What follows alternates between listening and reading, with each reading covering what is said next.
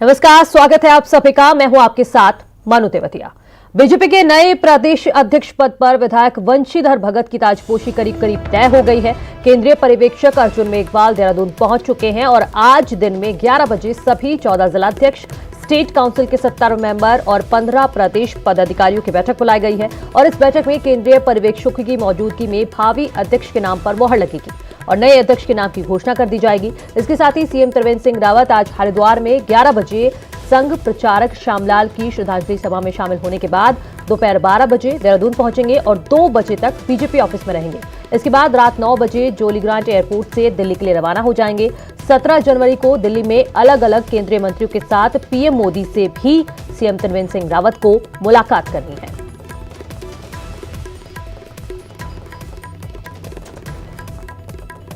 और दीपांकर हमारे सहयोगी हमारे साथ जुड़ गए हैं, उनसे बातचीत करते हैं। दीपांकर, जो बीजेपी को जो रिक्वायरमेंट थी बीजेपी की, कुमाऊं से चाहिए बीजेपी अध्यक्ष और ब्राह्मण होना चाहिए, तो जो वंशीधर भगत है और वो खरे उतरते हैं कहीं ना कहीं।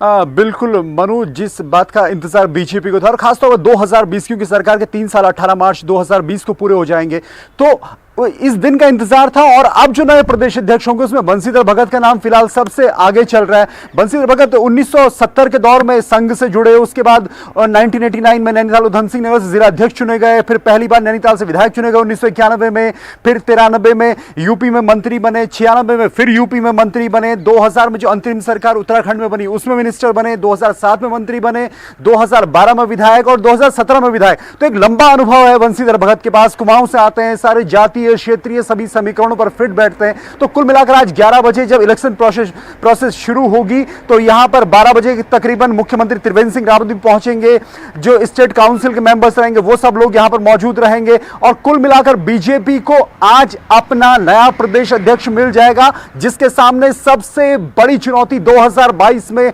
बीजेपी को इस कार्यालय में एक बार फिर से स्थापित करने की होगी, एक बार राज्य में स्थापित करने की होगी। और इस बीजेपी ऑफिस ने 2014 से लेकर अभी 2020 तक जितने चुनाव उत्तराखंड में हुए हैं, इस प्रदेश कार्यालय में बीजेपी विन विन की सिचुएशन में रही है। हमेशा उसे जीत मिली। 2014 का इलेक्शन रहा हो, 2017 का विधानसभा रहा हो, 2 उपचुनाव रहे हो, पंचायत का चुनाव रहा हो, निकाय के चुनाव रहे हो, लोकसभा चुनाव 2019 रहा हो, तो क्या 2022 में भी ये बीजेपी कार्यालय नए प्रदेश अध्यक्ष के लिए एक लकी कार्यालय या उनके लिहाज से एक अच्छा मैसेज रहेगा? ये सारी मेहनत अगले 2 साल में तय होगी, लेकिन आज का दिन कम से कम अब इंतजार की प्रदेश अध्यक्ष होगा कौन? मनु जी बिल्कुल। दीपांकर, एक सवाल ये भी कि 11 बजे बैठक शुरू होगी तो कब तक फाइनल हो जाएगा नाम?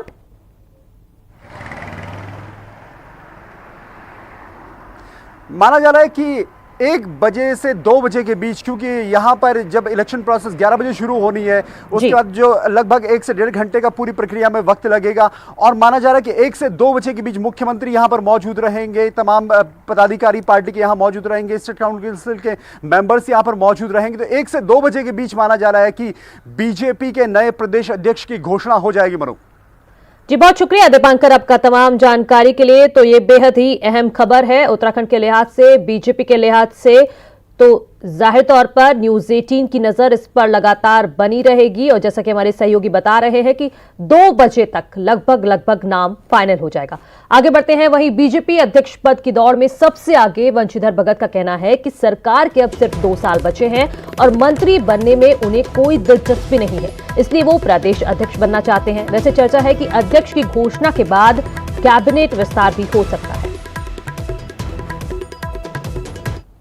मंत्री पद के लिए फिलहाल मैंने अपनी ओर से उसमें मना किया है, क्योंकि मैं मंत्री बहुत रह लिया हूँ। अब 2 साल के लिए मंत्री बनने का मेरा कोई इरादा नहीं है। मुझे अगर दे दें तो प्रदेश अध्यक्ष का दायित्व दे दें तो मैं उसको संभाल के कोशिश करूँगा कि अच्छा संगठन खड़ा हो और प्रदेश में दोबारा से सरकार आए। तो आज उत्तराखंड बीजेपी को नया प्रदेश अध्यक्ष मिल जाएगा, पर अध्यक्ष की असल परीक्षा 2 साल बाद 2022 में होगी, जब छत्तीसगढ़ और झारखंड में हार का मुंह देख चुकी बीजेपी को उत्तराखंड में अपने दम पर किला बचाना होगा। बीजेपी के नए प्रदेश अध्यक्ष के नाम का ऐलान कुछ घंटे बाद हो जाएगा और जो भी नाम सामने आएगा उसके सामने चुनौती 2022 का विधानसभा चुनाव जिताने की होगी। 57 विधायकों की सरकार 2 साल बाद चुनाव में जाएगी तो इम्तिहान नए प्रदेश अध्यक्ष और संगठन का होगा और चुनौती दूसरी बार पार्टी को सत्ता दिलाने की होगी। पूरा विश्वास है कि जो भी अध्यक्ष बनेंगे उनके नेतृत्व में सफलता ही सफलता होगी और इस समय तो और भी महत्व इसलिए बढ़ जाता है क्योंकि जो आने वाला विधानसभा का चुनाव होगा वो नए अध्यक्ष के नेतृत्व में होगा। 2018 में बीजेपी के हाथ से छत्तीसगढ़ निकला और 2019 में झारखंड। अब ऐसे में 2022 में उत्तराखंड में पार्टी की वापसी बड़ी चुनौती होगी। हालांकि झारखंड में प्रचार और प्रदेश में संगठन का काम देख चुके धन सिंह रावत को काम आसान लगता है। भारतीय जनता पार्टी का संगठन गांव से लेके और प्रदेश तक अब इसी काम में लगेगा कि हर बूथ पे हमको 51% वोट चाहिए और इसके लिए आपने देखा होगा कि लोकसभा में जब हमने 51% वोट का टारगेट रखा था तो इसीलिए हमको 300 प्लस सीटें मिली हैं और इसी टारगेट से हम उत्तराखंड में भी चुनाव में जाएंगे। बीजेपी में प्रदेश अध्यक्ष का कार्यकाल 3 साल का है और सरकार के अभी 2 साल बाकी है। ऐसे में बीजेपी के नए अध्यक्ष को सरकार और संगठन में जहां तालमेल बैठाने का अच्छा मौका मिलेगा, वहीं अगले 2 साल में ही ये भी तय होगा कि बीजेपी सत्ता में वापसी करेगी या नहीं। दीपांकर भट्ट, न्यूज़ 18 देहरादून। आगे बढ़ते हैं, बात करते हैं मौसम की। भारी बारिश और बर्फबारी का अलर्ट जारी किया गया है। उत्तराखंड में भारी बारिश और बर्फबारी का अलर्ट एक बार फिर से जारी किया गया है। ऊंचाई वाले इलाकों में बर्फबारी का सिलसिला लगातार जारी है। मौसम विज्ञान केंद्र ने आज और कल के लिए अलर्ट जारी किया है। कहीं पर ओलावृष्टि होगी तो कहीं बारिश के साथ ओले गिर सकते हैं।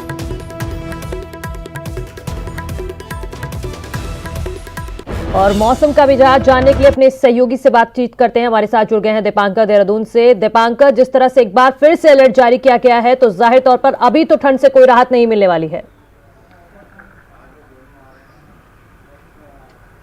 बिल्कुल मनु, 6, 7, 8 जनवरी का जिस तरह स्पेल गया, फिर 13, 14 जनवरी का जिस तरह स्पेल गया, फिर 15 को थोड़ी सी राहत और अब फिर 16, 17 के लिए मौसम विभाग की तरफ से पूर्वानुमान जारी किया गया है कि बारिश और बर्फबारी हो सकती है।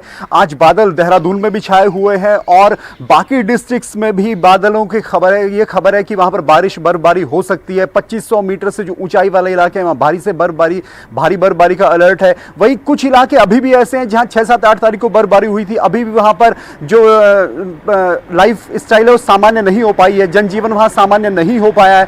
तो कुल मिलाकर अभी जो जनवरी का महीना रहेगा और फरवरी 15 तक मौसम विभाग का यह अनुमान है कि बीच बीच में बारिश के छोटे छोटे स्पेल चलते रहेंगे, बर्फबारी होती रहेगी, जो उत्तराखंड के ओवरऑल चाहे खेती के लिहाज से हो चाहे पानी के लिहाज से हो एक अच्छा मौसम रहेगा। जी दीपांकर, आप देहरादून में मौजूद हैं तो मैं चाहती हूँ आप थोड़ा से पीछे के विजुअल्स दिखाइए कि किस तरह का मौसम अभी फिलहाल वहां पर बना हुआ है।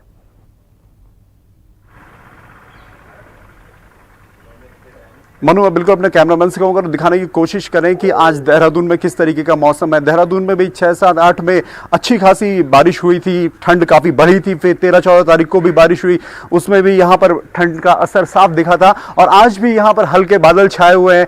और मौसम विभाग का अनुमान है कि जो मैदानी इलाके खासतौर पर देहरादून, हरिद्वार, उधम सिंह नगर और नैनीताल, यहाँ पर शीतलहर का असर रहेगा और वो ठंडक यहाँ मौसम में महसूस की जा सकती है। वहीं पहाड़ी इलाकों में बर्फबारी और बारिश की वजह से लोगों को दिक्कतें हो रही हैं, इस तरह की खबरें हैं। हालांकि प्रशासन का यह दावा की व्यवस्थाएं की गई हैं, लेकिन देहरादून की अगर बात करूं राजधानी की, तो आज बीजेपी प्रदेश अध्यक्ष चुना जाना है। बीजेपी के कार्यकर्ता भले ही थोड़े गर्मजोशी में हो, लेकिन मौसम सुबह सुबह जरूर ठंडा है। मनु जी बिल्कुल दीपांकर, बहुत शुक्रिया आपका तमाम जानकारी के लिए। तो फिलहाल उत्तराखंड वासियों को ठंड से कोई राहत मिलने वाली नहीं है।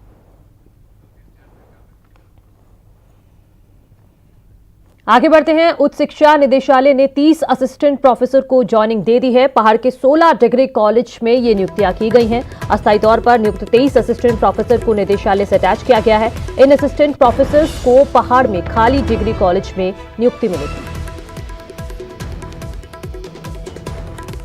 तो फाइनली छात्रों को प्रोफेसर्स मिल गए हैं। 30 असिस्टेंट प्रोफेसर्स की नियुक्ति की गई है। पहाड़ के 16 डिग्री कॉलेजों में ये पढ़ाएंगे।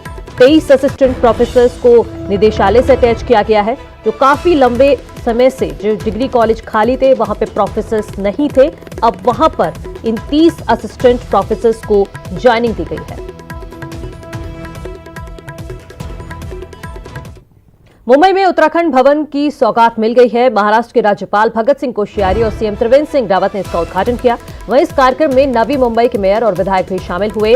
वाशी में बना उत्तराखंड भवन 1 एकड़ में बना है, जिसमें बनाने में 45 करोड़ रुपए खर्च हुए हैं। उत्तराखंड भवन में 40 कमरे हैं। अब उत्तराखंड से महाराष्ट्र जाने वाले लोगों को इसका फायदा मिलेगा।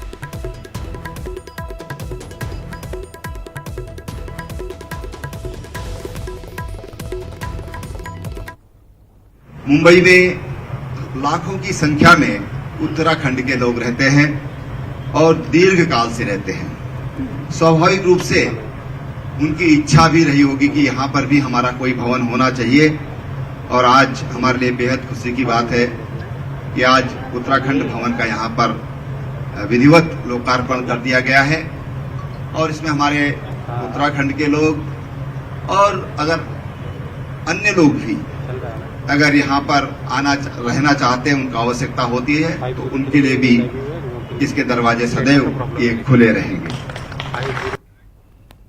पिथौरागढ़ में बीते 4 सालों से बन रही कार पार्किंग अगले महीने तक तैयार हो जाएगी। स्थानीय विधायक चंद्रापंत का कहना है कि पार्किंग का 90% से ज्यादा काम पूरा हो गया है। फरवरी तक इसे पूरी तरह से तैयार कर लिया जाएगा। देव सिंह मैदान के पास करीब 250 गाड़ियों की पार्किंग बनने से लोगों को आए दिन लगने वाले जाम से मुक्ति मिल सकती है। ब्रेक के बाद स्वागत है आप सभी का। सेना दिवस पर दिल्ली में आयोजित समारोह में जवानों ने अपने शौर्य का प्रदर्शन किया, जो गणतंत्र दिवस परेड से पहले भारतीय सेना के दमखम का ट्रेलर है। इस परेड में दुनिया भारत का दम देखेगी। यहाँ 72वें सेना दिवस पर आयोजित कार्यक्रम में सेना के हर बटालियन के जवानों ने सेना अध्यक्ष को सलामी दी। साथ ही जवानों ने अपने शौर्य का प्रदर्शन भी किया। राजपथ पर गणतंत्र दिवस समारोह के लिए भी तीनों सेना के साथ अर्धसैनिक बल के जवान शौर्य का प्रदर्शन करने के लिए विशेष तैयारियों में जुटे हैं। इस बार अमेरिका से खरीदे गए चिनूक और अपाचे हेलीकॉप्टर भी अन्य सैन्य साजो सामान के साथ गणतंत्र दिवस समारोह का हिस्सा बनेंगे, जिसमें 72वें सेना दिवस पर आयोजित कार्यक्रम की तरह ही जवान देश की आन बान और शान का प्रदर्शन करेंगे। Bureau report, news 18 network. Trying to get a place for the Tokyo Olympics. सेना में बहादुरी दिखाने के मामले में उत्तराखंड का बड़ा नाम है। जब भी कोई युद्ध हुआ है तब उत्तराखंड के युवाओं ने अपनी जाबाजी से मिसाल कायम की है और यही वजह है कि उत्तराखंड को अब तक 3 विक्टोरिया क्रॉस और 1 परमवीर चक्र यहां के वीरों को मिल चुका है। देखिए हमारी एक खास रिपोर्ट।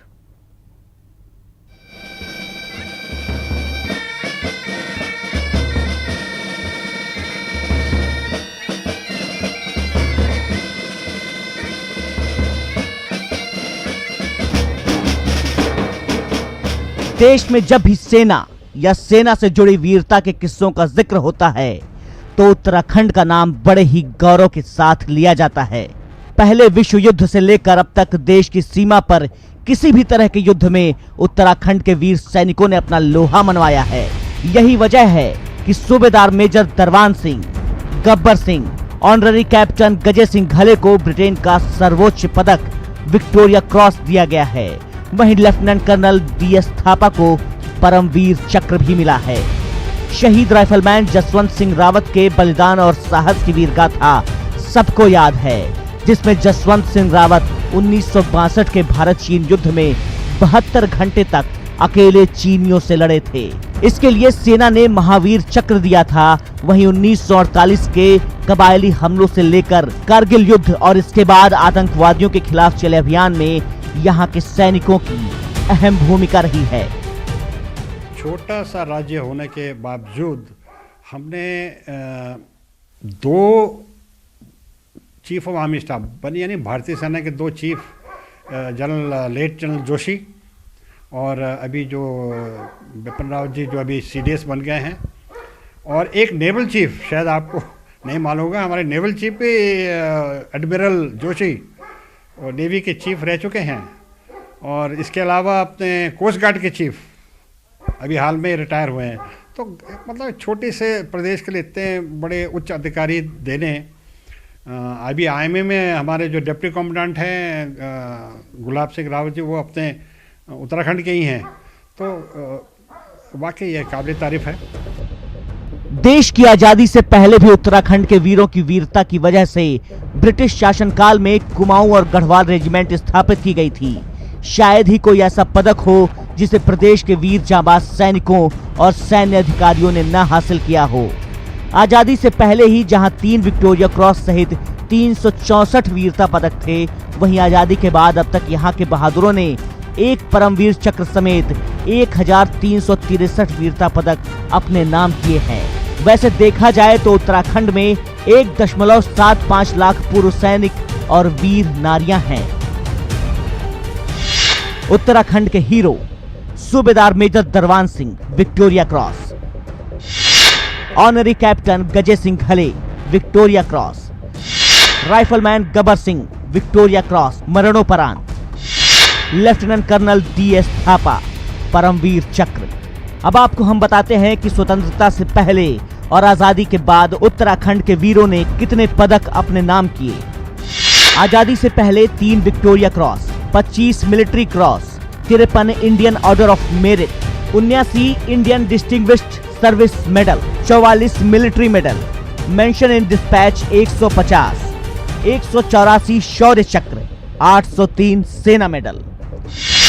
आजादी के बाद 1 परमवीर चक्र, 6 अशोक चक्र, 13 महावीर चक्र, 32 कीर्ति चक्र, 4 उत्तम युद्ध सेवा मेडल, 102 वीर चक्र, 33 युद्ध सेवा medal, 185 mention in dispatch. Uttarakhand के लोगों की सेना में वीरता की वजह से भारतीय सेना में 2 आर्मी चीफ दिए, जिसमें जनरल बिपिन चंद्र जोशी और CDS बिपिन रावत शामिल हैं।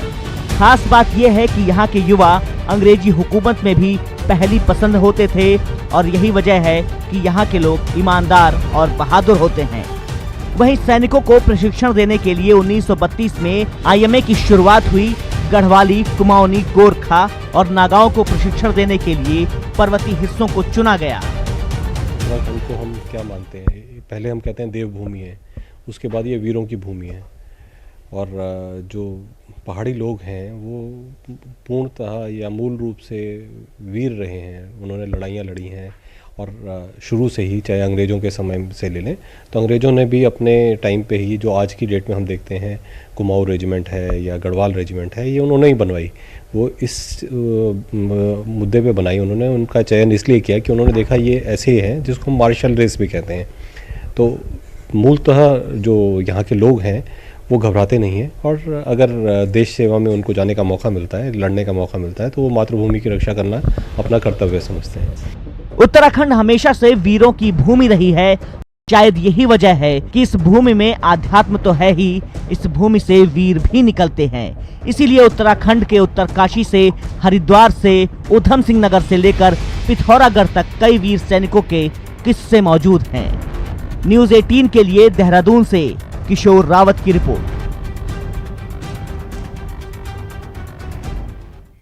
दिव्यांगों को मिलने वाला दिव्यांगता सर्टिफिकेट उनको कई सुविधाएं दिलाता है, लेकिन आपको ये जानकर हैरानी होगी कि उत्तराखंड में 70% से ज्यादा दिव्यांगों के पास दिव्यांगता सर्टिफिकेट ही नहीं है।